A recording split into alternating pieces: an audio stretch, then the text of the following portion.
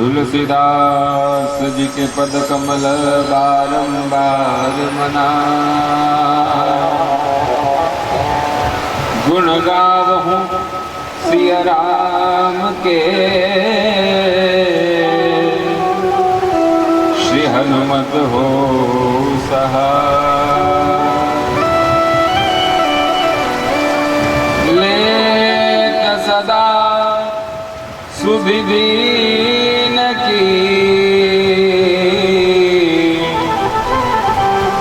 सहज दया के धार। जननी जनक लोकेश के, प्रभु श्री सीताराम। प्रेम से बोले भक्तवत्सल भगवान की। आज अद्भुत परमात्मा ने वातावरण प्रकृति को बना दिया है।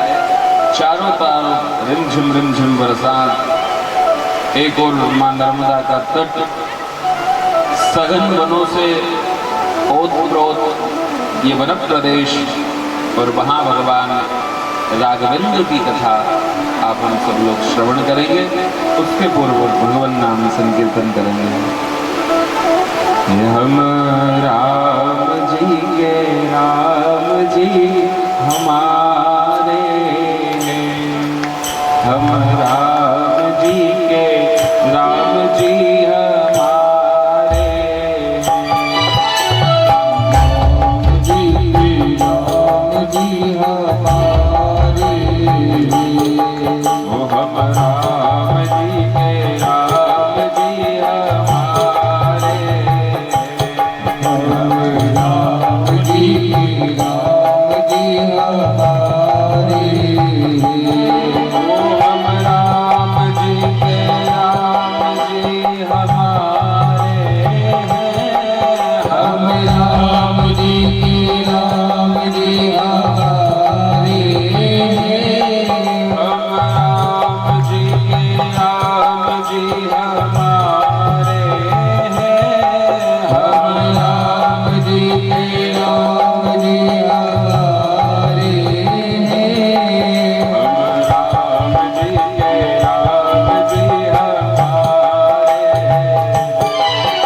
राम जी के राम जी हमारे।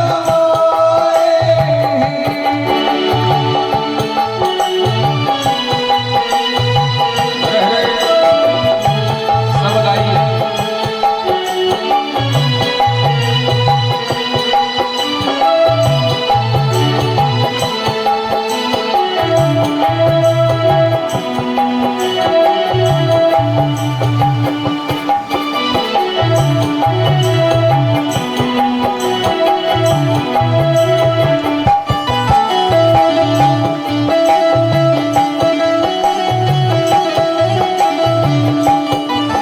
हम राम जी के राम जी हमारे, हम राम जी राम जी हमारे, ओ भक्तों के प्राण प्यारे हैं, ओ भक्तों के प्राण प्यारे हैं, भक्तों के प्राण प्यारे हैं, भक्तों के प्राण प्यारे हैं, हम सबके वो रखवारे हैं, हम सबके वो रखवारे हैं, हम सबके वो रखवारे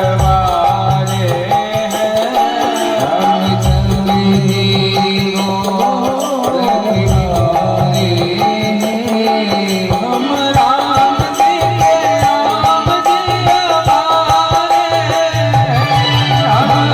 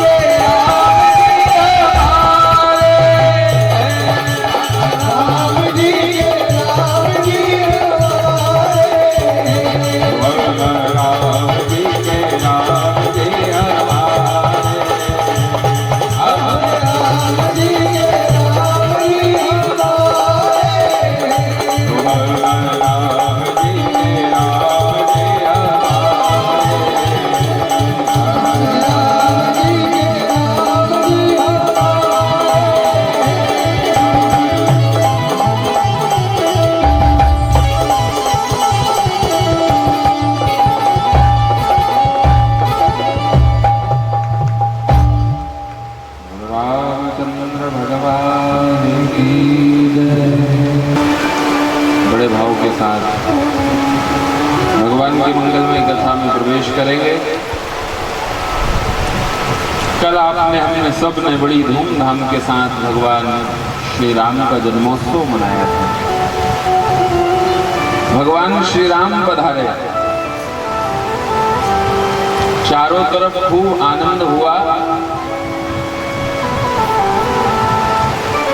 और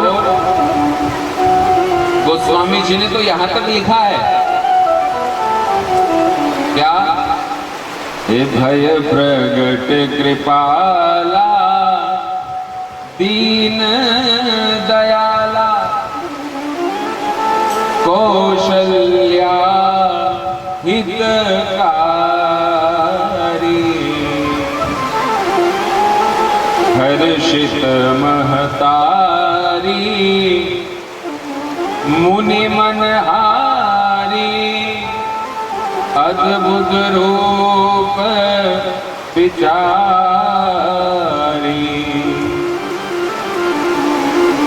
भय प्रगट कृपाला, भगवान का प्रादुर्भाव हुआ, प्रकट हुए हैं भगवान। वो जन्म लेने के बाद भी हमेशा अजन्मा है, वो स्वरूप रखने के बाद भी बिना स्वरूपवान है, वो सगुण होने के बाद भी निर्गुण है, ऐसे भगवान प्रकट भय है। और भगवान का कैसा स्वभाव है, बोले दीन दयाला, अकारण करुणा वर्णालय है भगवान। कौशल्या आनंदित हो गई, आनंदित क्यों नहीं होगी भाई, जब संसार में किसी का जन्म होता है, साधारण मनुष्य को देख करके आप हम सब लोग इतने खुश होते हैं, वहां तो साक्षात भगवान आया है। भगवान का अद्भुत स्वरूप बताया, लोचन अभिरामा तनु घन श्यामा निज आयुध भुज चारी भूषण बनमाला नयन विशाला शोभा सिंधु करारी। ऐसे भगवान आए हैं। सबने खूब स्तुति की, देवता लोग गंधर्व गान करने लगे, अप्सराएं नृत्य करने लगी, आकाश मंडल से देवता पुष्प वृष्टि करने लगे।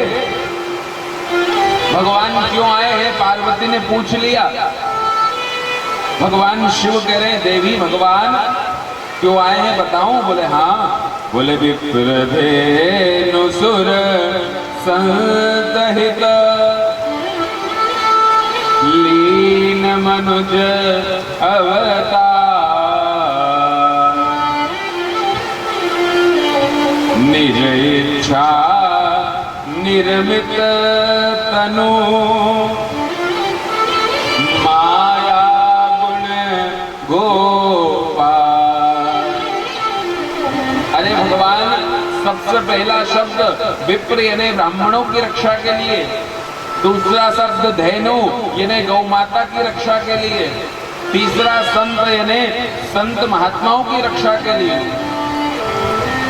संत हितो इनका हित करने के लिए, लीन मनुष्य अवतार भक्त का हित करने के लिए भगवान आए हैं। आपका हमारा हित करने के लिए भगवान आए हैं। भगवान नहीं आते तो भगवान का कुछ नहीं बिगड़ता, लेकिन हमारा सब कुछ बिगड़ जाता है। भगवान प्रकट भय है। जब जब धर्म की हानि हुई तब तब भगवान अलग अलग स्वरूप बना करके अलग अलग अवतार में भगवान आए हैं। और आपने सुना ना, दशरथ जी महाराज को जैसे ही पता लगा,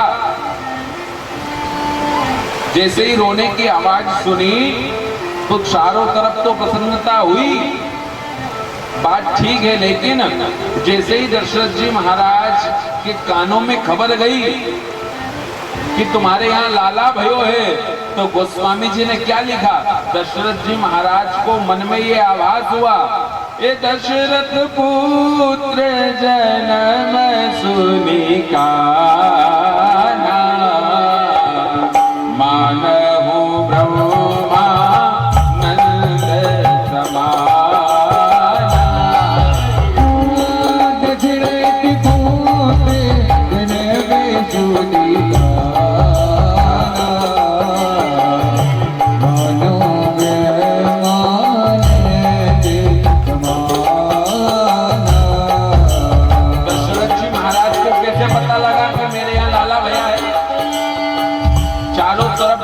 बटने लगी, लेकिन दशरथ जी महाराज ने राम जी की वो किलकार, वो रोने की आवाज सुन ली, तो गोस्वामी जी कह रहे हैं, सुने सी सुरगने परम प्रिय भानी,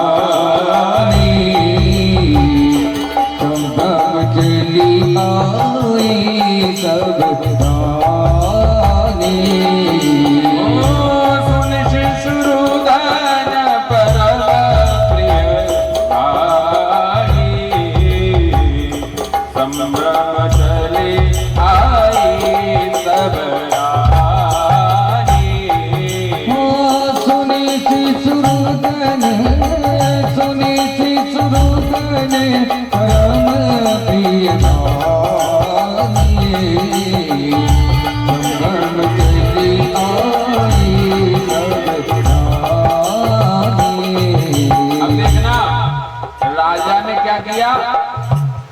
जब पुत्र का जन्म नहीं हुआ था, वो ध्यान से सुनना, जब बेटे का जन्म नहीं हुआ था ना, तो मन में चिंता हुई थी। जब मन में चिंता हुई तो राजा कहाँ गए थे, गुरु जी के पास। जब घर में कोई संतान नहीं थी, कोई बेटा नहीं था, तो राजा गुरु जी के पास गए थे। और आज जब बेटा हो गया, चार बेटों का जब जन्म घर में हो गया, तो अब ऐसा नहीं कि जब बेटे हो गए तो गुरु जी को बोल जाओ, ना ना, आज भी राजा सबसे पहले कहाँ गए, गुरु जी के पास। यहाँ लिखा है कि राजा को जैसे ही पता लगा कि मन में आनंद हुआ, ब्रह्मानंद हुआ, तो गोस्वामी जी लिखते हैं, नाम सुनते सुबह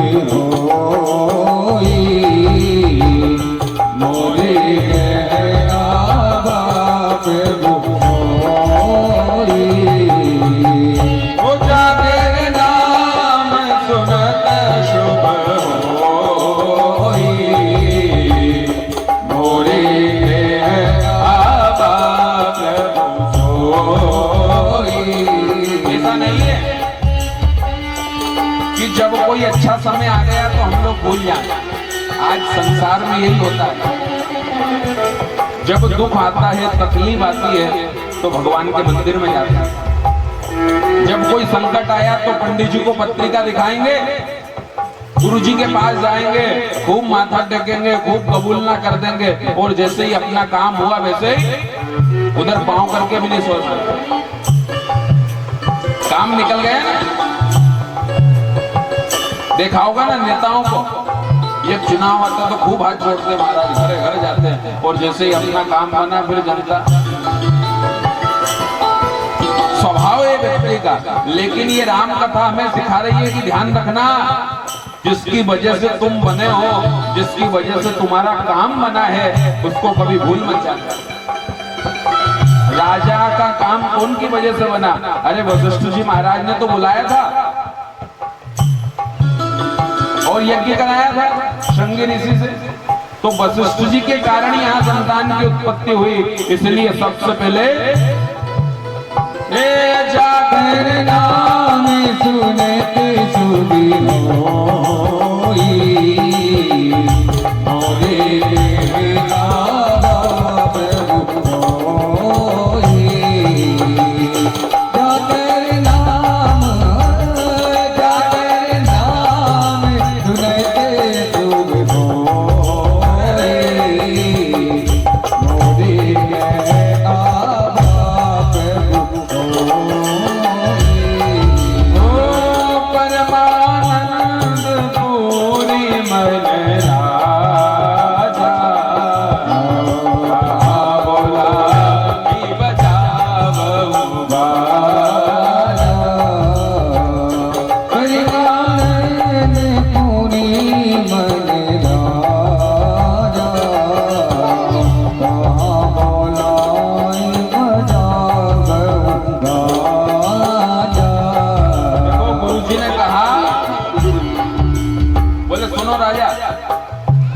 तुमको पता लग गई कि तुम्हारे घर ब्रह्म आया है, और ये बात मेरे को भी पता है कि तुम्हारे घर ब्रह्म अवतार लेकर के आए। लेकिन सुनो, ये बात किसी से बोलना मत। दशरथ जी महाराज ने ये थोड़ी कहा कि महाराज मेरे यहाँ बेटा हुआ है, ना ना। दशरथ जी महाराज ने जाकर के गुरु जी से कहा, बोले गुरुदेव जाकर नाम सुनत शुभ होई, मेरे घर आवा प्रभु सुन। मेरे घर कोई बच्चे का जन्म हुआ, नाना जिसके नाम सुनते ही मंगल हो जाता है, जैसे भगवान ब्रह्मानंद पधारे, वो भगवान का आगमन हुआ है। इसलिए गुरुदेव कह रहे हैं ये बात तेरे और मेरे बीच में ही रखना बस। उत्सव चल रहा है, खूब बधाइयां बांटी गई, खूब मिठाइयां, और कितने दिन कृष्ण का जन्म हुआ। बहुत ध्यान से सुनना, जब कृष्ण का जन्म हुआ तो 6 महीने का उत्सव हुआ था, भागवत में लिखा हुआ। 6 महीने की रात हो गई। जब कृष्ण का अवतार हुआ तो सूर्य देव कहने लगे, अरे चंद्रमा थोड़ी देर हमको भी दर्शन करने दो ना। चंद्रमा ने कहा रात में आए हैं, चंद्रवंश में आए, मेरी मर्जी हो उसको दर्शन करने दो, मेरी मर्जी हो उसको नहीं करने, मेरी इच्छा होगी तो करने दूंगा। भगवान राम जी के पास गए,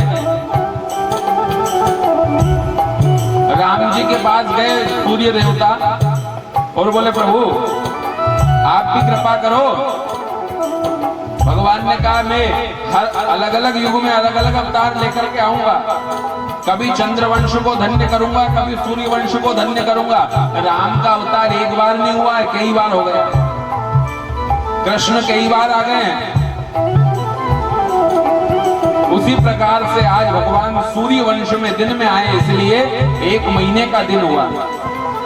किसी ने पूछ लिया 1 महीने का आपसे बोलने के दिया, पंडित जी आपसे क्या माना? अरे भैया हम नहीं कह रहे, गोस्वामी जी ने लिखा है, मास दिवस कर दिवस भा मरम न जाने को, रथ समेत रवि खाते हो, निशा कवन विधि हो। रथ समेत मास दिवस कर दिवस भा मरम न जाने कोई मरम समझ नहीं सका कि ये दिन 1 महीने का होगा। अपने घोड़ों की लगाम खींच दी सूर्य ने। मास दिवस कर दिवस भा मरम न जाने को, रथ समेत रवि खाते हो, निशा कवन विधि हो।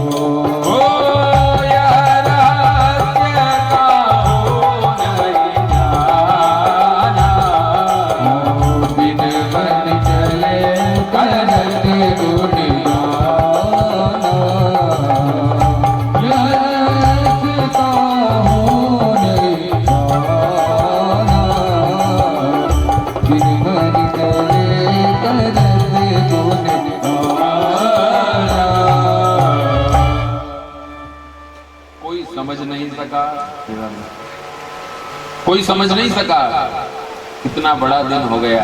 1 महीने का दिन हुआ महाराज, खूब आनंद हुआ। और अब यहाँ मैंने आपको बताया 4 संवाद चल रहे हैं, 4 संवाद। गोस्वामी तुलसीदास जी का अपने मन से संतों के बीच, याज्ञवल्क्य और भरद्वाज जी का, कागभूषुंड जी और गरुड़ जी का, भगवान शिव और माता पार्वती का, ये 4 संवाद राम कथा में चलते हैं। आज कथा का चतुर्थ दिवस है और जिस चीज की हम लोग कल्पना कर रहे थे वो आज लोग कह रहे थे महाराज जल की वृष्टि होनी चाहिए, जल की वृष्टि होनी चाहिए। तो रोज गर्मी भी बहुत लगती थी। रामायण को कल्प वृक्ष कहा गया है। कल्प वृक्ष, जो मन में सोचो वो मिल जाए, जो मन में सोचो। और ऐसी पवित्र जगह पे जब हम लोग बैठे हैं तो डबल डबल कल्प वृक्ष हो गए। एक तो गुरुदेव का सानिध्य, गुरुदेव की कृपा, जिनकी पावन स्मृति में यह कथा हो रही है, परम पूज्य श्री सुरेंद्र गिरि जी महाराज और उनके उत्तराधिकारी पूज्य श्री बालकृष्ण जी महाराज यहाँ विराजित हैं। और भगवान के परम पवित्र सानिध्य में और रामचरितमानस जैसे कल्प वृक्ष के नीचे हम लोग बैठे हैं, तो आपकी हमारी इच्छा क्यों नहीं पूरी होगी? जो सोचोगे, जो इच्छा करियहु मन माही, प्रभु प्रसाद कछु दुर्लभ नाहि।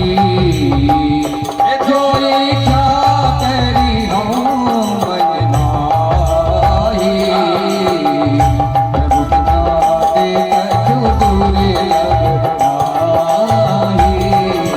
ये वो कल्प वृक्ष है, या जो इच्छा करोगे वो मिलेगा, सोचने मात्र से।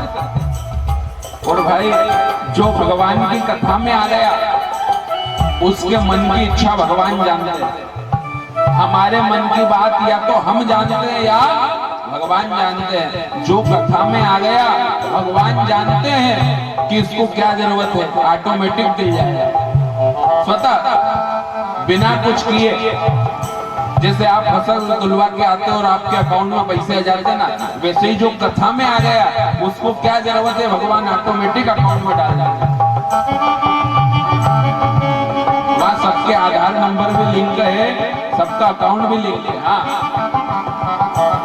मेरे सतगुरु के दरबार में सब लोगों का, मेरे सतगुरु के दरबार में सब लोगों का दाता, मेरे दाता के दरबार में सब लोगों का, ओ मेरे दाता के दरबार में सब लोगों का दाता, ओ सब लोगों का खाता भैया, सब लोगों का खाता, सब लोगों का दाता भैया, सब लोगों का दाता, मेरे दाता के दरबार में सब लोगों का दाता, मेरे दाता के दरबार में सब लोगों का दाता, सब लोगों का।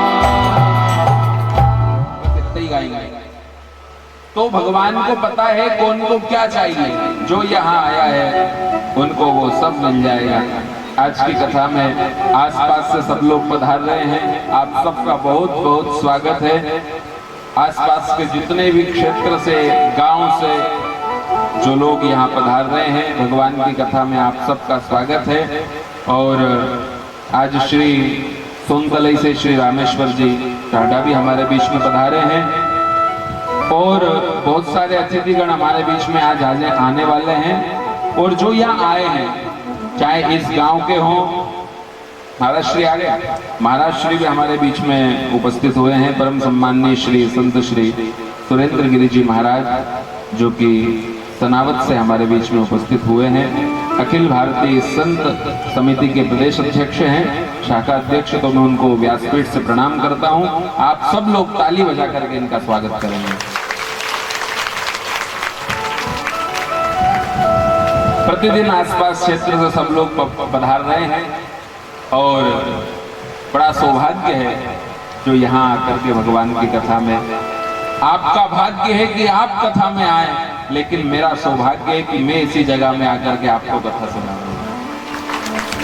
कथा हर जगह सुनाते हैं, देश में, प्रदेश में, विदेश में, सब जगह कथा हो सकती है, सुनाते ही हैं, जाते ही हैं, लेकिन कहीं कहीं स्थान का बड़ा महत्व होता है। ऐसे स्थान पे कथा सुनाने से हमारी वाणी धन्य हो गई। ऐसा पवित्र स्थान है। तो आप हम सब लोग आगे कथा में प्रवेश करें। और गोस्वामी जी रामचरितमानस में लिखते हैं, कागभूषुंड जी याज्ञवल्क्य जी को कथा सुना रहे हैं। देखो कौआ कथा सुना रहा है, कागभूषुंड जी गरुड़ जी महाराज को कथा सुना रहे हैं। गरुड़ कौन? जो पक्षियों का राजा है और भगवान विष्णु का वाहन है, ऐसे गरुड़ को कथा सुना रहे हैं। काग की भाषा हमेशा लोगों को कड़वी लगती है, लेकिन कौए के चरित्र तो देखो। अभी आगे बाल लीला में आप सुनेंगे, मधुर वचन जब बोले कागा, कागभूषुंड जी कथा सुना रहे हैं और कह रहे हैं सुनो, अब मैं अपनी चोरी सुना रहा हूं। कागभूषुंड जी कह रहे हैं कौन से? गरुड़ जी महाराज से अपनी निज चोरी। बोले एक बार हमने ऐसा किया, एक घटना हमारे साथ ऐसी हुई। हो रहुए कहूं निज चोरी, हो रहुए कहूं निज चोरी, सुनो मेरी जात अति दृढ़ मति मोरी।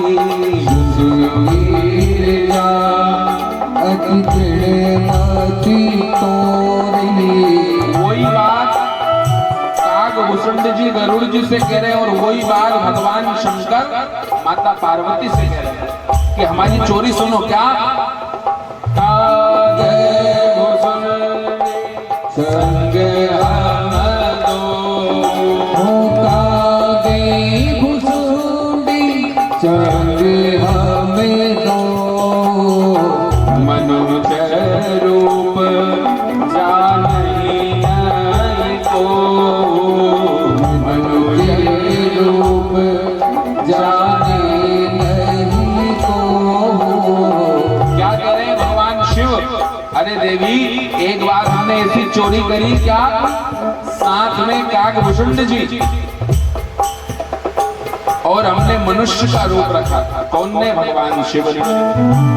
और मनुष्य का रूप धारण करके कहां गए? अयोध्या। अयोध्या क्यों गए? बोले जब जब भगवान का अवतार हुआ ना, तब तब भगवान शिव दर्शन करने गए। कृष्ण अवतार हुआ तो भी भगवान दर्शन करने गए, शिव जी वेश बदल के, और राम अवतार हुआ तो भी दर्शन करने गए। अब भगवान थोड़े बड़े हो गए, ठुमक चलत रामचंद्र बाजत पैंजनिया। भगवान जब अपने आंगन में चलते तो रुणझुन करते हुए भगवान के पांव के वह पायल बाजती थी। आंखों में मैया काजल लगाती थी, सुंदर वस्त्र पहनाती थी, छोटा सा मुकुट पहना देती थी। ऐसा सुंदर भगवान का श्रृंगार। बड़े बड़े देवी देवता वेश बदल करके दर्शन करने के लिए आए। और भगवान क्या लीला करते? भगवान हाथ में जो है माखन रोटी भगवान खाते। एक दिन तो भगवान ने मैया से मांग लिया, कौशल्या से कहने लगे भगवान श्री राम, मैया वो चंद्रमा है ना, वो मुझे लाके दो। क्यों? बोले मैं उससे क्रीड़ा करूंगा, खिलौने के रूप में चंद्रमा लाके दो। लाला, चंद्रमा ऐसे नहीं आ सकता। चंद्रमा लाना कोई सहज विषय है? एक साधक कहता है, हरि कौशल्या, तुमने जगतपति परमात्मा राम को इस धरती पे ले आई, तुम्हारे लिए चंद्रमा कोई बहुत बड़ी बात नहीं। चंद्रमा को नहीं ला सकता, चंद्र खिलौना। इधर भगवान दर्शन करने के लिए आए और भगवान की लीला में राम जी जो लीला कर रहे हैं उसका दर्शन कर रहे हैं। बाल लीला भगवान की यहाँ संपादित हुई। बाल लीला के माध्यम से भगवान क्या लीला कर रहे हैं? हे नगर में जोगी आया,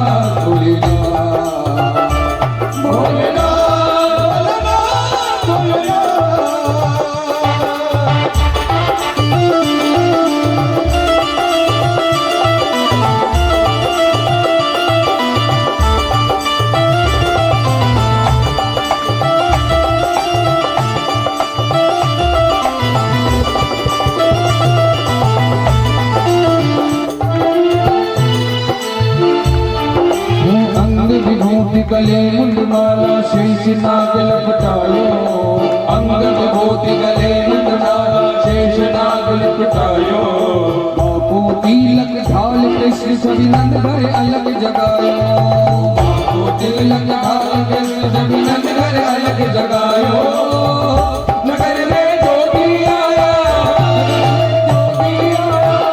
लेके जा खेल रचाया लेके जा खेल रचाया अजब है तेरी माया अजब है तेरी माया सबसे बड़ा है तेरा नाम भोलेनाथ भोलेनाथ भोलेनाथ भोलेनाथ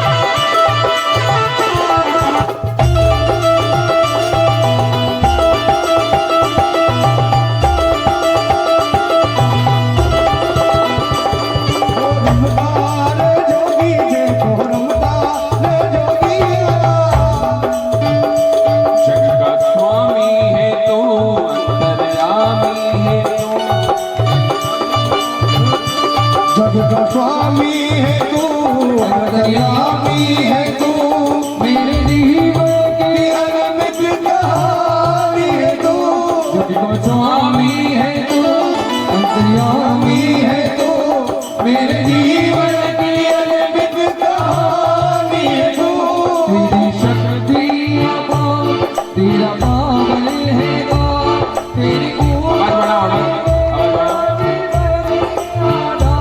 तेरी शक्ति अपार तेरा पावन है वो तेरी पूजा ही मेरा जीवन आना धूल तेरे योगी जीवन को साकार किया हे शंभु बाबा मेरे भोलेनाथ तीनों लोक में तू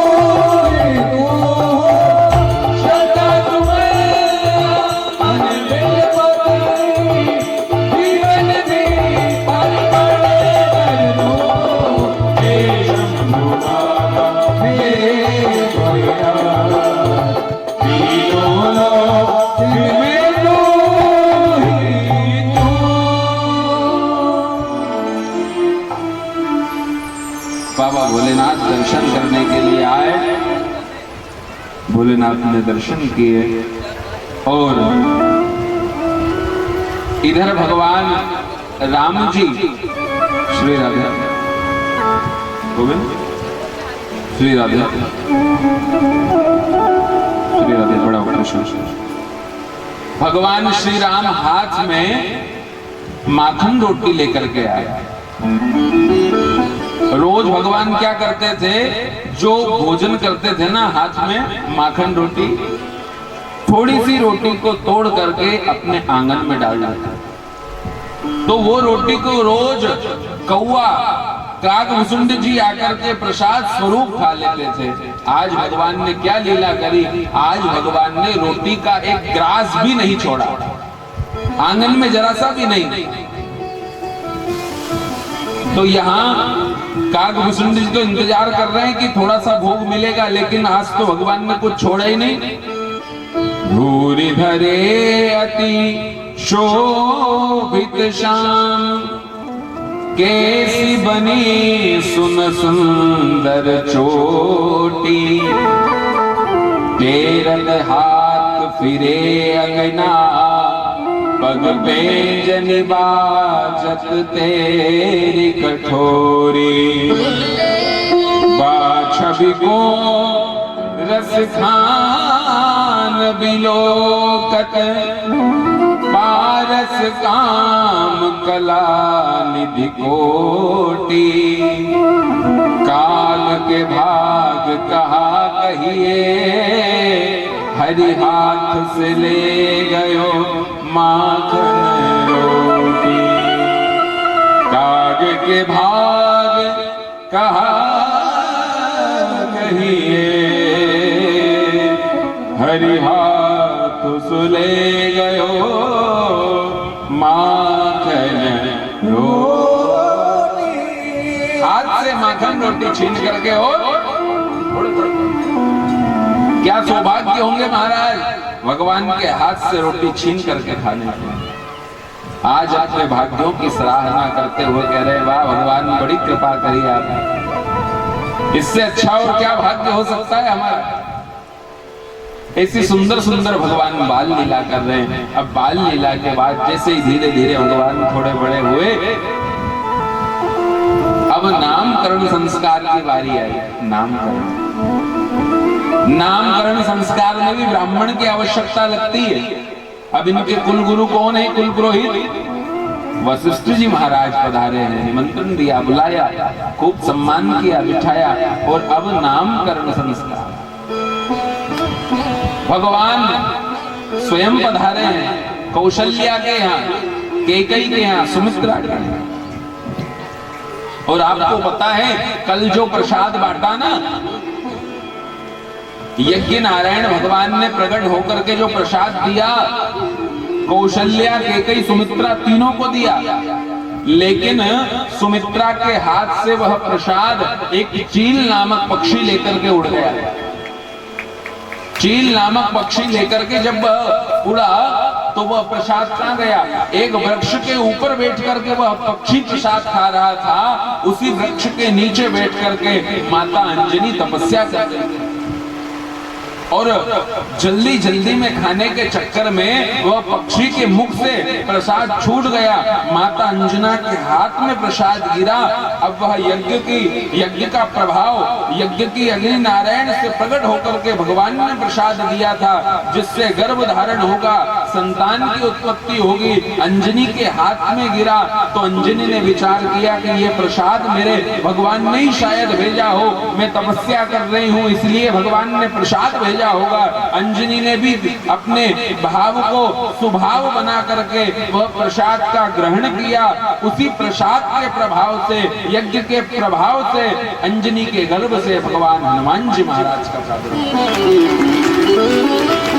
वही प्रसाद से। इसलिए तो बार बार कहा है राम जी ने, तुम मम प्रिय भरतहि समभाई। इसीलिए कहा कि तुम मेरे भाई हो। बड़ा सुंदर वर्णन आया। और इधर सुमित्रा को आधा आधा भाग दिया, बैठ जाइए, आधा आधा भाग दिया। और वो आधे आधे भाग देकर के उसी दिन संकल्प कर लिया। आधा आधा भाग देकर के सुमित्रा ने जब प्रसाद दिया अपनी बहनों से, तो उसी दिन सुमित्रा ने संकल्प कर लिया क्या कि अगर ये प्रसाद के प्रभाव से मेरे यहाँ दो पुत्रों का जन्म हुआ तो मैं अपने दोनों पुत्रों को अपनी बड़ी बहन के पुत्रों की सेवा में लगा दूंगा। समय आया और वही हुआ। प्रसाद अलग अलग खाया तो अलग अलग, कौशल्या के यहाँ एक बेटा, कैकेयी के यहाँ एक बेटा, लेकिन सुमित्रा के यहाँ दो बेटे हुए। और जब दो बेटे हुए तो अपने एक बेटे लक्ष्मण को तो लगा दिया राम जी की सेवा में, और दूसरे बेटे शत्रुघ्न को लगा दिया भरत की सेवा। ये है राम कथा। क्या त्याग रहा होगा उनका। और अब नामकरण संस्कार की बारी आई। नाम भी ऐसे होना चाहिए, कोई पंडित रखेगा, पत्रिका में से देख करके रखेगा तो अच्छे नाम रखाएंगे ना। अब आपने मन से चिंटू पिंटू मिंटू विंटू रख लिए तो फिर क्या है। किसी बच्ची का नाम स्वीटी रख दो और जब वो 80 साल की हो जाए, जब वो 80 साल की हो जाए, बहुत ध्यान से सुनना, किसी का नाम स्वीटी रख दो। अब वो 2-4 साल की, 5 साल की, 20 साल, 25 साल तक तो अच्छा लगे नाम स्वीटी, लेकिन जब वो 80 साल की डोकरी हो जाए, कमर झुक जाए, मुख में दांत ना रहे और लाठी टेक कर जब वो चले और कोई पीछे से आवाज लगाए, अरे ओ स्वीटी, कैसा लगा? तो नाम ऐसा होना चाहिए जो पूरे समय तक अच्छा लगे। और हम बहुत ज्यादा माला लेकर के बैठ के तो भगवान का नाम जप नहीं सकते, लेकिन हमारे घर में पुत्र पुत्रियों का नाम ऐसा रख दिया जाए जो कि कम से कम कभी कभी जब हम नाम ले तो वो नाम निकले। नाम का बड़ा प्रभाव होता है जीवन में, और जैसा नाम वैसा काम होना भी चाहिए। नहीं तो नाम रख दिया क्या, गंगाधरा नाम नहावो न धोवो, विद्याधरा नाम पढ़वो न लिखवो, लक्ष्मी धरा नाम पैसा न कोड़ी, दीपक धरा नाम अंधेरो अंधेरो,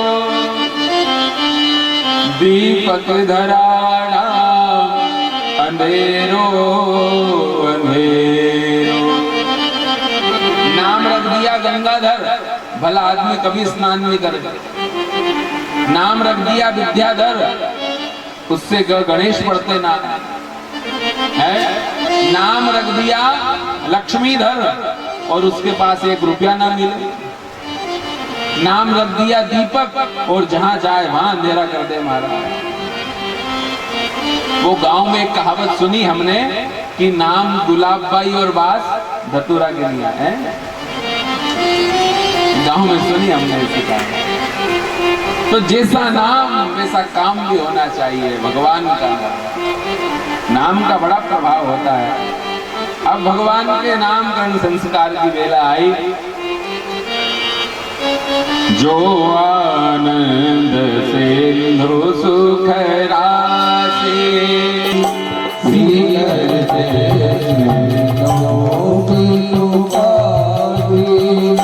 सो सुख धाम राम नाम, सो सुख धाम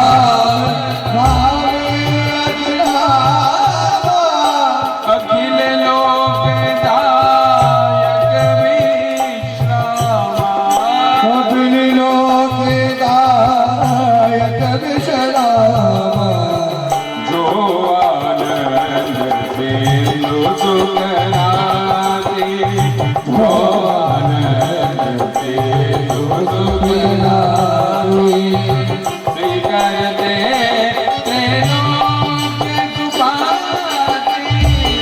करते लोक सुभाते, श्री करते लोक सुभाते, श्री करते लोक सुभाते।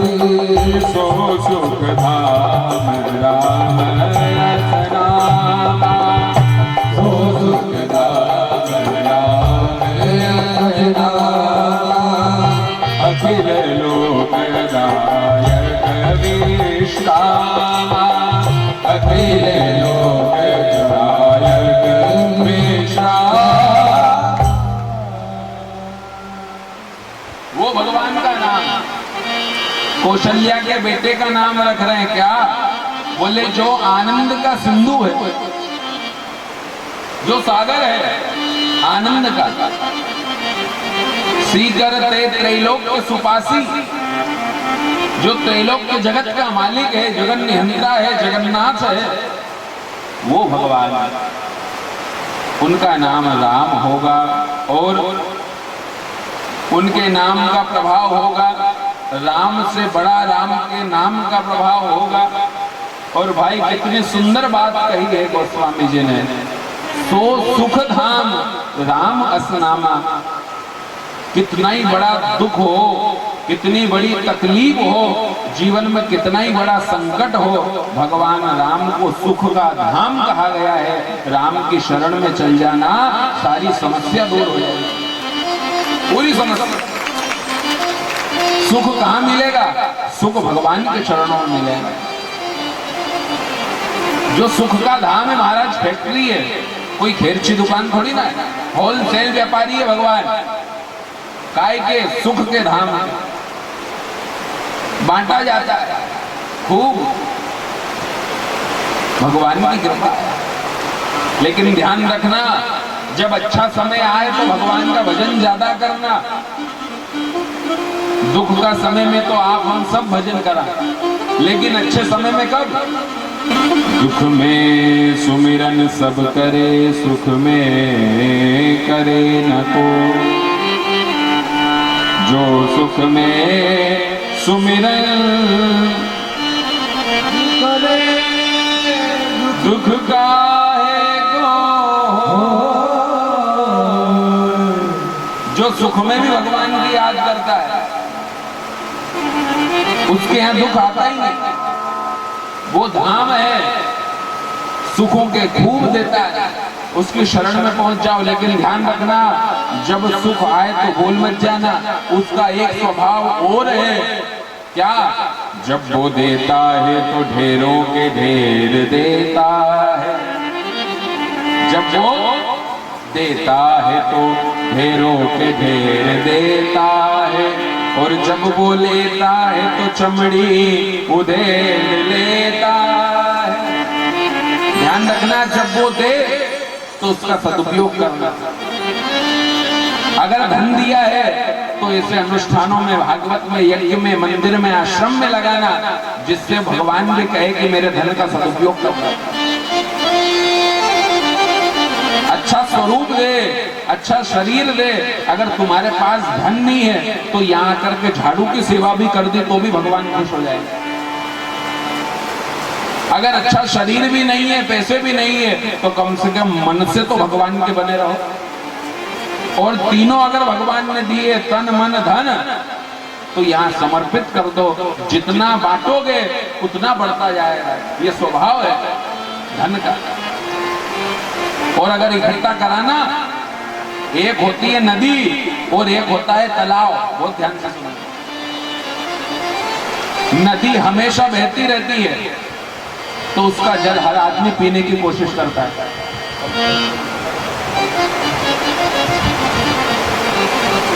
नदी का जल हर व्यक्ति पीने की कोशिश करता है। क्यों?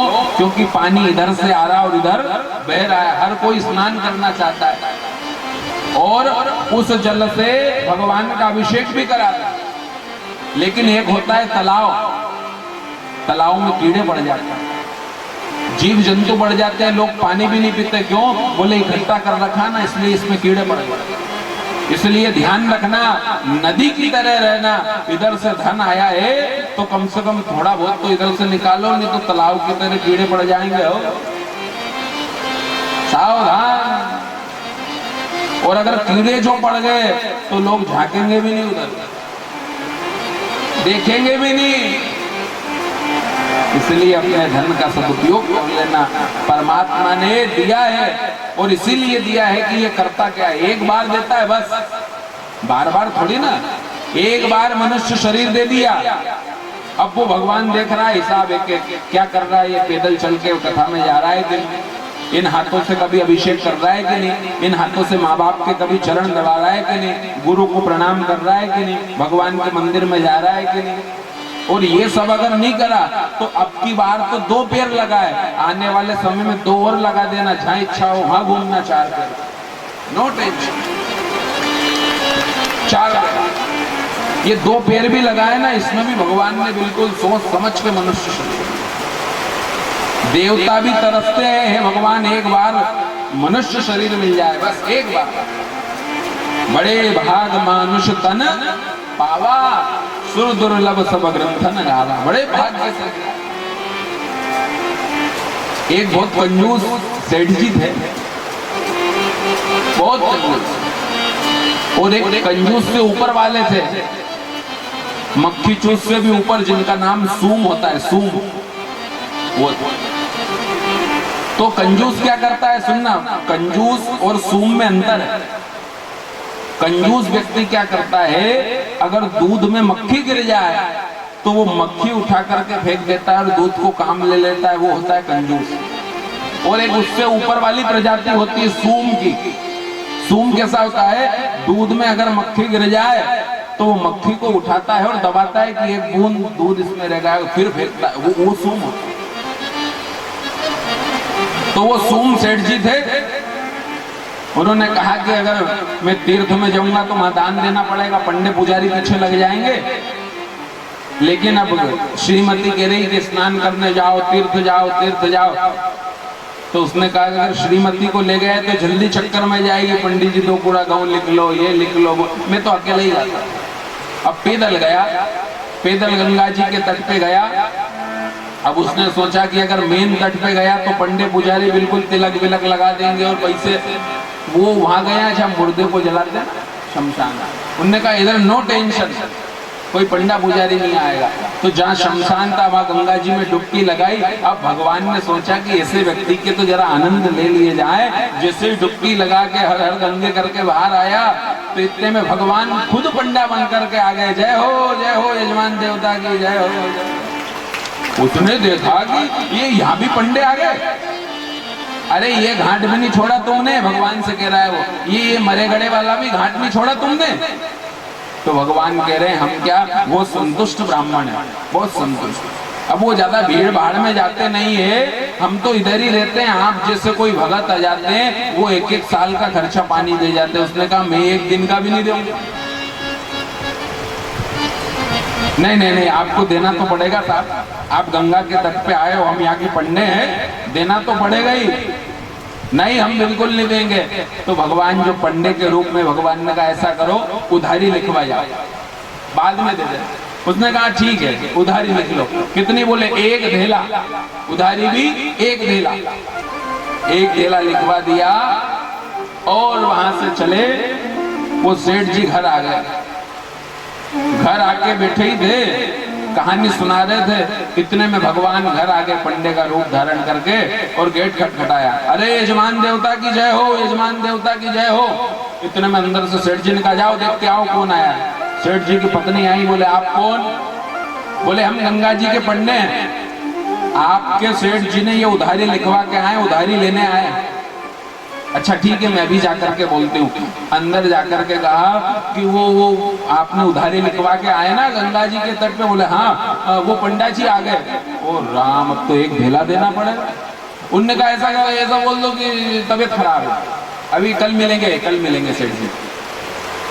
उन्होंने कहा कि अब मैं ऐसा जाके कैसे बोलूं? अब वो पत्नी कहने लगी मेरे पति अच्छे भले बैठे और मैं कह दूं तबीयत खराब। हाँ बोल दो, हम बोल रहे हैं ना। अब बाहर आकर के उसने बोल दिया अभी सेठ जी की तबीयत खराब है, 2 दिन बाद आना। तो फिर क्या बोला पता है? भगवान ने तो पंडे के रूप में आनंद लेने के लिए आए। पंडित जी ने कहा कि सुनो, मेरे यजमान की तबीयत खराब और मैं इसे छोड़ के चले जाऊं, मैं नहीं जाऊंगा जब तक मेरे यजमान ठीक नहीं हो जाते। अंदर जाकर के श्रीमती ने कहा कि पंडित जी तो ऐसा कह रहे हैं कि वो जब तक तबीयत ठीक नहीं हो जाती तब तक नहीं जाएंगे। अरे राम, अब थोड़ी बहुत देर सोचा अब क्या करूं जिससे ये चला जाए। सेठ जी ने सोचा क्या बोलूं।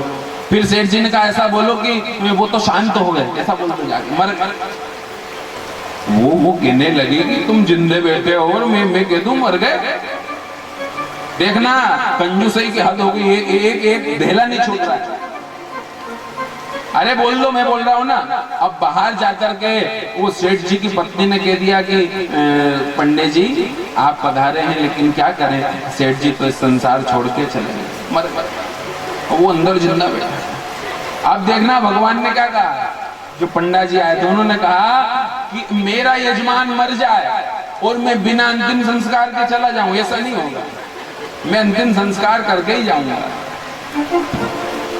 अब महाराज सेठ जी की पत्नी ने अंदर आके कहा कि वो तो कह रहे हैं अंतिम संस्कार करके जाएंगे।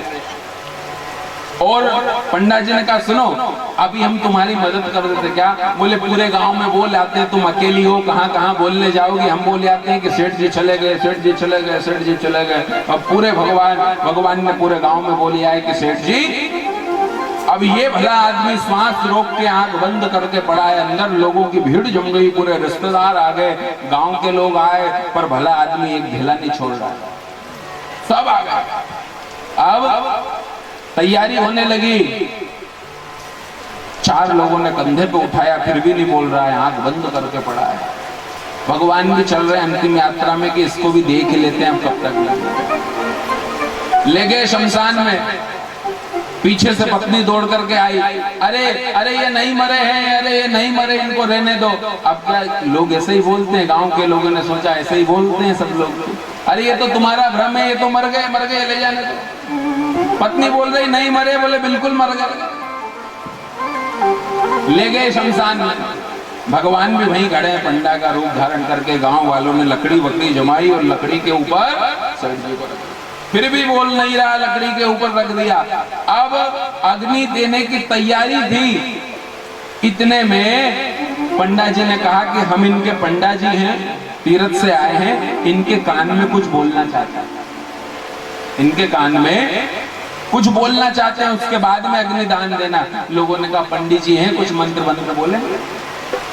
कान में जाकर के भगवान ने कहा, आया हूं बैकुंठ से सब नदी नाता तोड़, पूरे रिश्ते नातों को तोड़ करके बैकुंठ से आया हूं। आया हूं बैकुंठ से सब लगी नाता तोड़।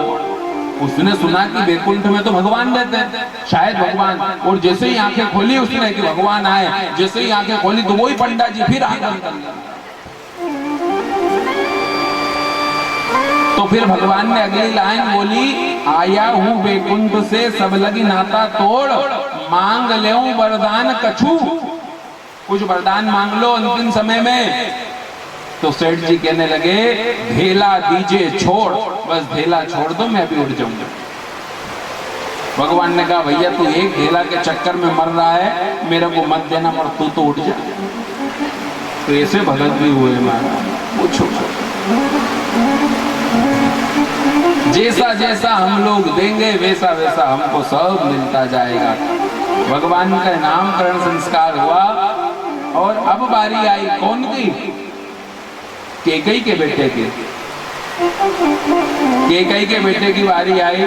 विश्व भरण पोषण कर जोई, ताकर नाम भरत यश होई। विश्व भरण पोषण कर जोई, ताकर नाम भरत यश होई। विश्व भरण पोषण कर जोई, ताकर नाम भरत यश होई। विश्व भरण पोषण कर जोई, ताकर नाम भरत यश होई। विश्व भरण पोषण कर जोई, ताकर नाम भरत यश होई। विश्व भरण पोषण कर जोई, ताकर नाम भरत यश होई। विश्व भरण पोषण कर जोई, ताकर नाम भरत यश होई। कैकेयी के बेटे का नाम रखा, जो विश्व का भरण पोषण करेंगे, इनका नाम भरत होगा। और अब बारी आई सुमित्रा के बेटों की। सुमित्रा के 2 बेटे हैं। यहाँ पहले गोस्वामी जी ने पंक्ति लिखी है, जाके सुमिरन तेरी पुनाशा, नाम शत्रुघ्न वेद प्रकाशा।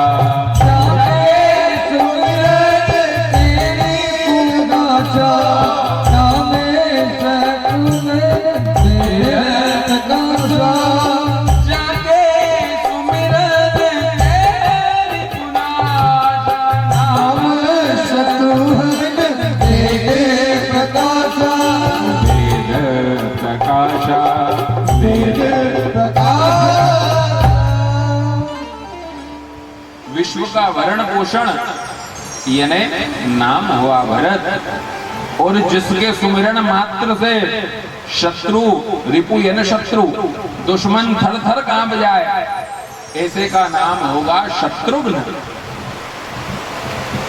तीन भैयाओं का तो नामकरण हो गया, चौपाई में बाबा ने कर दिया, लेकिन जब लक्ष्मण जी महाराज की बात आई तब चौपाई से काम नहीं चला। बाबा ने लिखा है लक्षण धाम सुराम प्रिय, लक्षण धाम राम प्रिय, सकल जगत आधार। गुरु वशिष्ठ ते ही राखा, लक्ष्मण नाम उदार। वशिष्ठ जी महाराज ने लक्ष्मण जी का जब नामकरण किया तो दोहा लिखना पड़ा।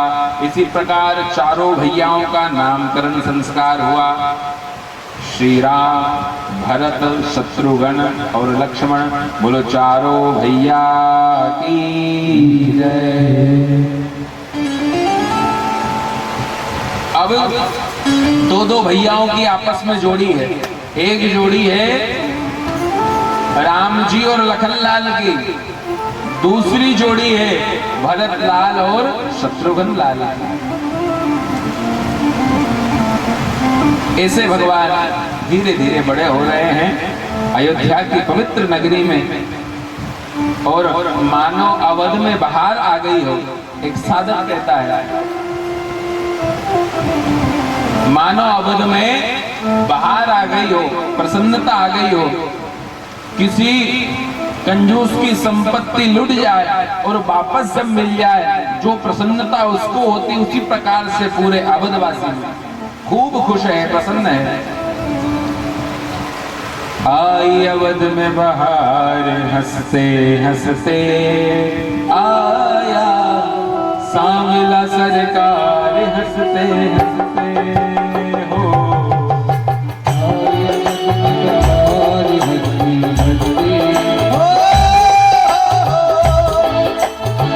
आया सांवला सरकार हंसते हंसते, आई अवध में बहार हंसते हंसते आया, सांवला सरकार हंसते हंसते, आई बहार हंसते हंसते आया, सांवला सरकार हंसते हंसते।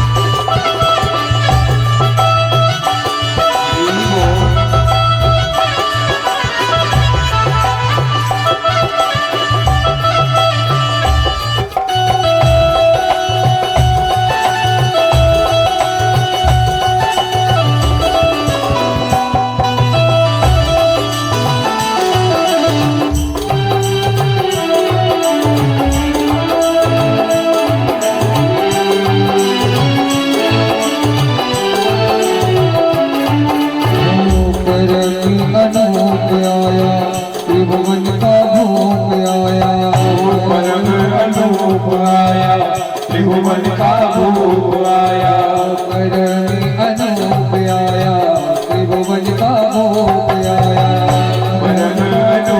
आया, त्रिभुवन का भूप आया। रघुवर सरकार हंसते हंसते, सरकार हंसते हंसते, रघुवर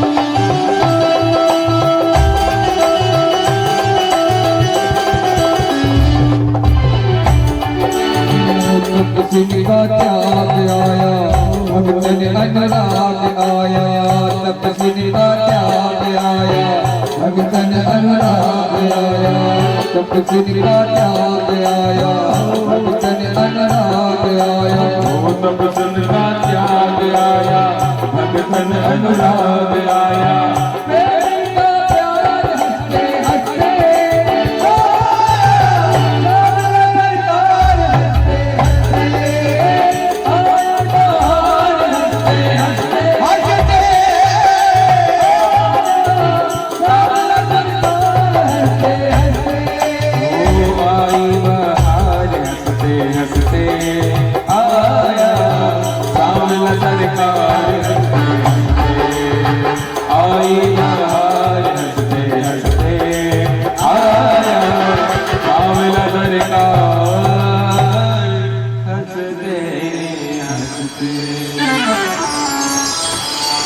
खूब प्रसन्नता हुई।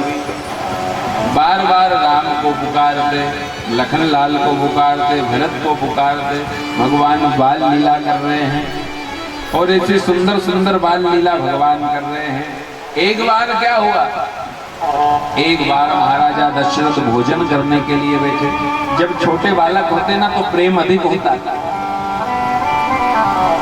और बड़ी मुश्किल से राघवेंद्र आए, ब्रह्मानंद पधारा है, तो फिर प्रसन्नता की बात ही है।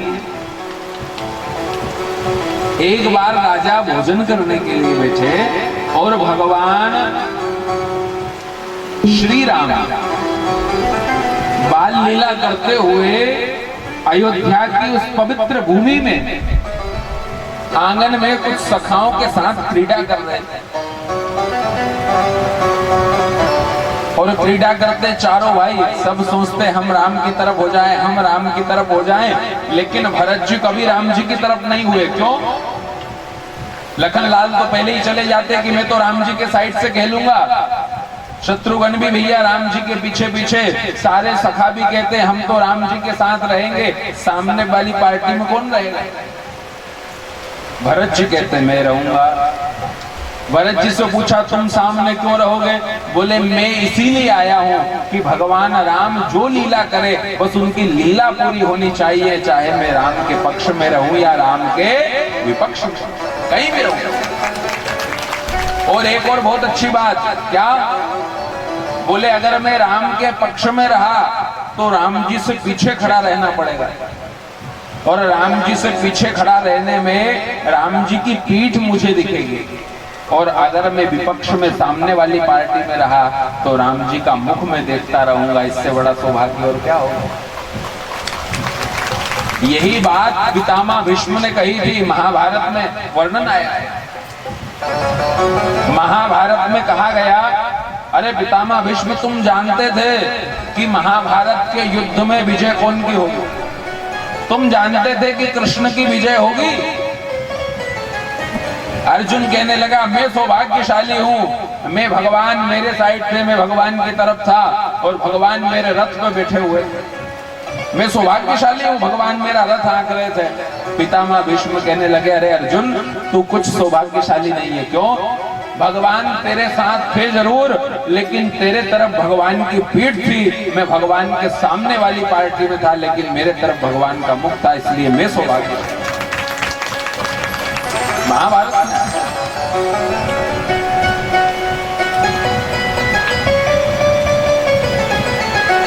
राजा भोजन करने के लिए बैठे, गोस्वामी जी ने पंक्ति प्रस्तुत की, लिखा है भोजन करत बोल जब राजा नहीं आवत सजीवाल सभा।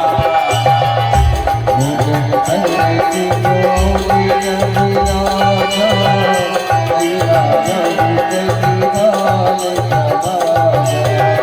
भोजन करत बोली जब राजा नहीं आवत सजीवाल सभा।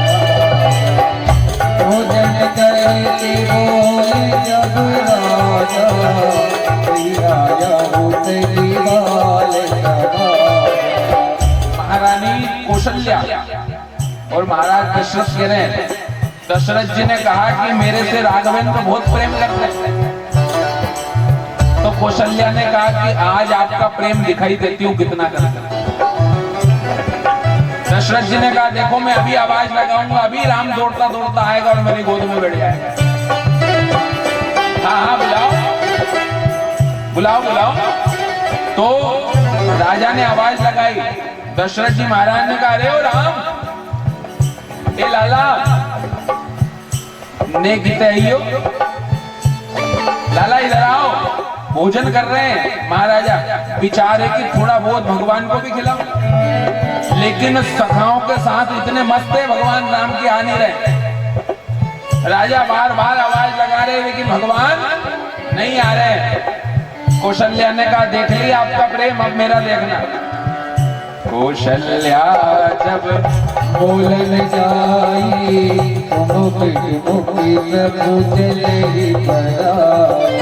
हे कौशल्या जब बोलन जाई मुक्ति प्रभु चले पराई।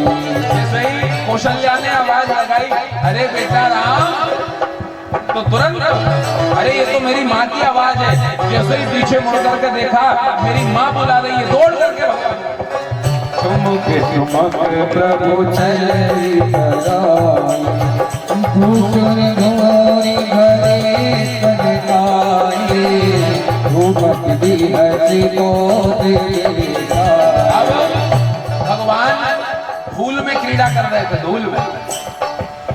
एक सखा ने अपने हाथ में धूल भरी और भगवान राम के ऊपर डाली। धूल का खेल खेल रहे थे, पूरा शरीर धूल में हो रहा था, गंदा हो रहा था। कौशल्या ने कहा देख लिया अपना प्रेम। जैसे ही कौशल्या ने कहा अरे बेटा, तुरंत भगवान दौड़ करके आए।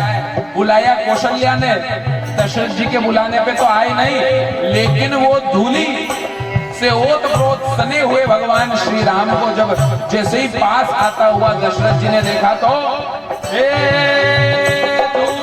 दूरी भरी तन्हाई भूपत बिहसी गोद लीलाई।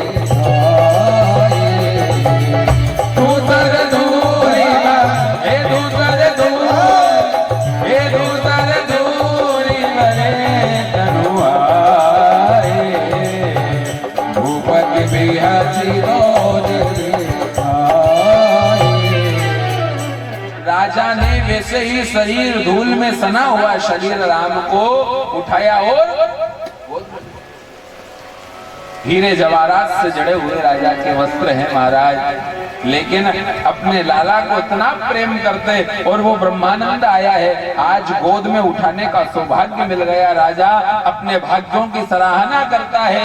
बड़े बड़े ज्ञानी, बड़े बड़े यति सन्यासी साधु संत जिसकी हाथ जोड़ के सेवा में खड़े रहते हैं, ब्रह्मा इंद्र चंद्र यम कुबेर वरुण जिसकी सेवा में खड़े रहते हैं, वो ब्रह्मानंद मेरी गोद में खेल रहा है, वो भगवान गोद में।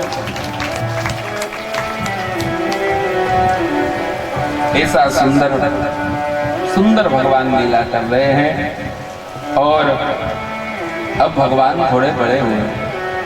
जब भगवान बड़े हुए तो बच्चों का आज के समय में स्कूल में एडमिशन कराते हैं।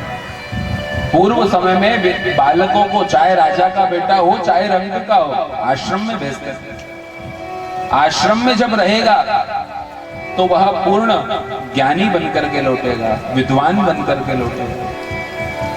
तो शिक्षा दीक्षा होनी जरूरी है। अब सब भ्राता बड़े हो गए, कुमार अवस्था को प्राप्त कर गए। गोस्वामी लिखते हैं भय कुमार जब वही सब भ्राता बड़े हो गए। अब शिक्षा दीक्षा होनी चाहिए। शिक्षा दीक्षा के लिए भगवान को अध्ययन कराने के लिए गुरु आश्रम में भेजा। गुरु गृह गयहूं पढ़न रघुराई, अल्पकाल विद्या सब पाई, जाके श्वास सहज श्रुति चारी, सो हरि पढ़ यह कौतुक जिसकी श्वास श्वास से वेद निकलता हो, जिसकी प्रत्येक श्वास श्रुति स्मृति पुराणों का स्मरण कराती हो, वो भगवान पढ़ रहे हैं। कितना बड़ा विस्मय की बात है, कितना बड़ा कौतुक है। भगवान ने पढ़ करके, क्योंकि भगवान बाल लीला करने आए हैं, और भगवान ने पढ़ करके हमको यह ज्ञान या आवाज कराया है कि ध्यान रखना, चाहे कितने भी बड़े घर में जन्म मिल जाए, कितने भी बड़े हो जाए, लेकिन गुरु की चरण सन्निधि जरूर ग्रहण करना। गुरु आश्रम में नहीं गए तो जीवन बिगड़ जाएगा। इसलिए भगवान गए पढ़ने के लिए, और वहां जाकर के भगवान का नियम था। कैसे रहते थे आश्रमों में, कैसे रहा जाता है। हमारे घर में भी हम लोग कैसे रहे, हमको जो पढ़ाए उनका सम्मान हम कैसे करें, ये रामायण सिखा रही है। भगवान क्या करते थे, प्रातः काल उठ के रघुनाथा, मात पिता गुरु नावही माथा। प्रातः काल उठ करके भगवान श्री राम अपने माता पिता और गुरु को प्रणाम करते थे। कौन कौन लोग हैं जो अपने घर में अपने माता पिता को, गुरु को प्रणाम करते हैं? कोई ऐसा? कौन कौन ऐसी बहू है जो उठ के अपनी सास को प्रणाम करते हैं? क्या हो रहा है?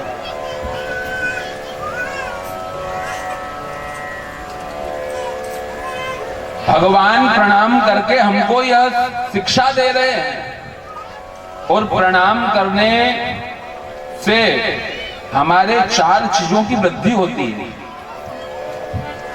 आयु, विद्या, यश और बल, ये 4 चीज। दुश्मन को भी प्रणाम करोगे ना, तो चाहे वो आशीर्वाद दे या ना दे, स्वतः 4 चीजें बढ़ जाएगी। हमारी आयु बढ़ जाएगी, हमारी विद्या बढ़ जाएगी, हमारा यश बढ़ जाएगा, हमारा धन बढ़ जाएगा। और झुकने की आदत खुद भी डालो और अपने बच्चों को में भी डालो। प्रणाम करना सिखाओ। आजकल प्रणाम लोग घुटने में कर लेते हैं, झुकना तो चाहते ही नहीं, ऐसे हाथ कर लेते हैं। थोड़े देर अभी तो घुटने पर कर रहे हैं, कई तो कमर पे ही कर लेते हैं, थोड़े दिन बाद ऐसे कर लेंगे। हाँ, और क्या, धीरे धीरे चरण से घुटने तक, कमर तक तो आई। प्रणाम चरण में करेंगे तो चरण में होता है पुण्य, तो आपको पुण्य मिलेगा। और घुटने में क्या होता है, पूछो जरा इनसे, घुटने में क्या होता है आपको? ये बोल रहे हैं दर्द। घुटने में क्या होता है? दर्द। तो घुटने में प्रणाम करोगे तो क्या मिलेगा? बोलो, दर्द। अरे जोर से बोलो, दर्द मिलेगा। घुटने में प्रणाम करेंगे तो दर्द मिलेगा, चरणों में प्रणाम करेंगे तो पुण्य मिलेगा। झुकना सीखो भाई। नमन्ति फलिनो वृक्ष नमन्ति गुणिनो जन, मूर्खम सुष्टम च काष्ठम च न नमन्ति कदाचन। एक श्लोक आया है, झुकता वो है जिस वृक्ष में बहुत ज्यादा फल लगे हुए हो, वो वृक्ष झुका हुआ रहता है। और खजूर का वृक्ष या सूखा वृक्ष देखा होगा आपने, बिल्कुल सीधा सीधा रहता है।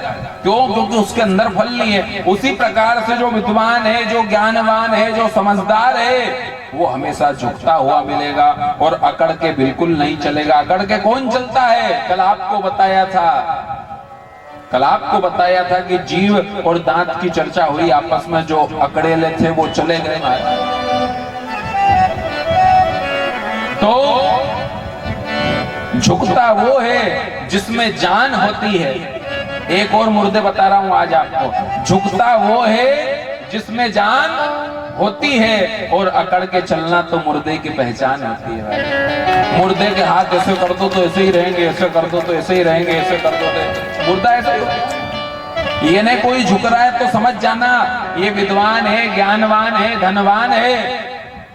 और जो झुकता नहीं है, अकड़ के चलता है। एक बार क्या हुआ, नदी में बहुत ज्यादा पानी आया, बड़े बड़े पेड़ उखड़ के बह गए, और उसी नदी के तट पे छोटी छोटी घास लगी हुई, दुर्वा ऐसी। तो बड़े बड़े पेड़ जब उखड़ गए तो राहगीरों ने, गांव के लोगों ने पूछा कि वो बड़े बड़े पेड़ थे जिनकी जड़ भी बड़ी थी, मजबूत थे, वो उखड़ के सब बह गए। और ये दुर्वा घास से पूछा कि तुम्हारी जड़ भी जरा सी है, शरीर भी जरा सा है, नरम है, और तुम तो उखड़े ही नहीं, वो बड़े बड़े बह गए। तो वो घास ने जवाब दिया कि जो अकड़ के खड़े थे वो सब बह गए, जब अपने से बड़ा वाला आया तो अपन झुक गए, ऊपर से पानी निकल गया, पानी निकला, अपन फिर खड़े हो गए। ऐसे नहीं तो ऐसे समझ, घास का कुछ नहीं बिगड़ा और बड़े बड़े पेड़ उखड़ गए। उसी प्रकार से झुकना सीखो। जब भी संत ब्राह्मण साधु संत भगवान के चरणों में, घर में अपने माँ बाप को प्रणाम करो, अपने बच्चों को सिखाओ प्रणाम करना, या भगवान प्रणाम कर रहे हैं। कथा बार बार पता लगा 9 साल से चल रही है, पर थोड़ा थोड़ा सुधार आ रहा है कि पूरा तो नहीं आएगा, ये तो पक्की बात है। चाहे मैं कथा कर लूं या कोई बहुत बड़ा अंतर्राष्ट्रीय वक्ता कर ले, पूरा तो नहीं आना है, लेकिन थोड़ा थोड़ा। लोग हमसे पूछते महाराज जी इतनी कथा हो रही लेकिन पूरा सुधार तो आ ही नहीं रहा है, लोग तो सुधर ही नहीं रहे। तो हमने कहा तुम घास में जब तुम्हारी फसल लगाते हो, खेत में सोयाबीन लगाया अभी, तो उसमें जब घास हो जाता है तो तुम कीटनाशक छींटते हो ना, दवा। जब दवा छींटते हो तो पूरी घास मरती क्या? थोड़ी बहुत तो रही जाती है। तुम सब बड़े बड़े किसान बैठे हैं पीछे, थोड़ी बहुत घास तो रही जाती है ना, थोड़े बहुत कहीं कहीं कूचे घास के रही जाते हैं। उसी प्रकार से कथा होने से सब तो बिल्कुल नहीं सुधरेंगे भैया, कहीं कहीं 2-4 तो हर गांव में, थोड़े थोड़े तो हर जगह मिलेंगे भाई। इसीलिए थोड़ा थोड़ा सुधरने की कोशिश करो, थोड़ा थोड़ा, पूरा नहीं। एक कथा से एक चीज ले जाओ, हम ये ले जाएंगे, खूब कथा सुनना, और कथा सुन करके कम से कम एक चीज तो ले जाना, तो आपका सुनना और हमारा सुनाना सार्थक हो जाएगा। ये जो समिति प्रयास करती है उनका संकल्प सिद्ध हो जाएगा, अगर एक भी व्यक्ति सुधर गया।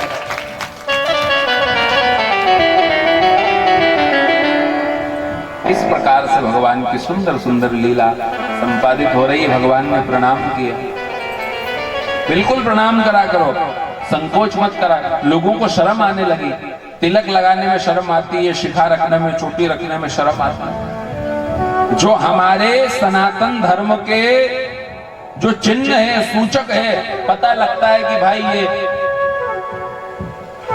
लेकिन हम सब भूलते हैं। ब्राह्मण होकर के अगर हमने वेद पाठ नहीं किया, ब्राह्मण होकर के ब्राह्मणत्व को जिंदा नहीं रखा, तो फिर वो अच्छी जाति में जन्म लेने से क्या मिलेगा? अच्छी जाति में जन्म लेना ही सब कुछ नहीं होता है। हमारे शास्त्र कहते हैं, हमारे वेद कहते हैं, जन्मनः जायते शूद्र, हर व्यक्ति जन्म से शूद्र होता है। अपने कर्म से वो अपनी जाति का निरूपण करता है। बहुत अच्छा विद्वान बन गए, अच्छा वेद अध्ययन कर रहे हैं, भगवान की पूजन पाठ कर रहे हैं, तो अपनी जाति ब्राह्मण बन गई। अच्छी जाति में जन्म लेने के बाद अगर गलत कार्य किए तो वो जाति में जन्म लेने का कोई फायदा नहीं। जाति कोई सी भी हो, लेकिन आपके कर्म क्या है। और ध्यान रखना, कर्म ने किसी को नहीं छोड़ा, कर्म सबके पीछे लगे हुए हैं। कर्म के चक्कर में सबको आना पड़ा, चाहे बहुत बड़ा राजा हो या कोई फकीर हो, कोई भी। इसलिए अच्छे कर्म करते चलो, काम करते चलो, नाम जपते चलो, हर समय कृष्ण का ध्यान धरते चलो, अपने रथ को सुमार्ग चलाते चलो। कृष्ण गोविंद गोपाल